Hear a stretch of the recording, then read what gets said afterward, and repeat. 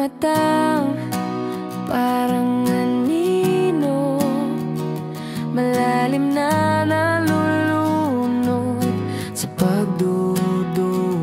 Mga takot na laging sumusunod, hindi mahanap ang daan palabas. Patuloy na umiikot ang mga kaisipan na wala sa gabi.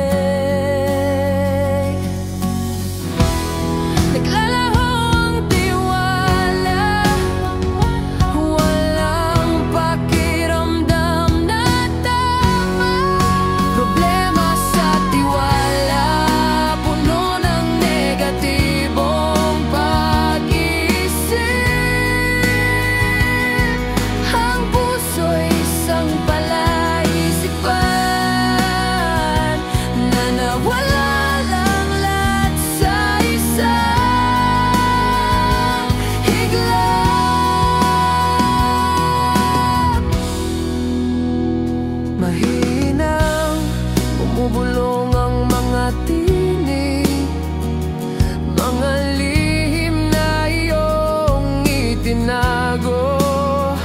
Ang pag-asa ay parang multo, laging itinutulak sa tabi.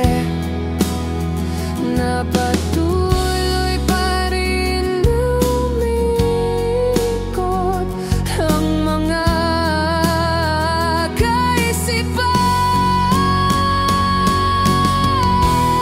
Naglalaho ang tiwala, walang pakiramdam na tama. Problema sa tiwala, puno ng negatibo.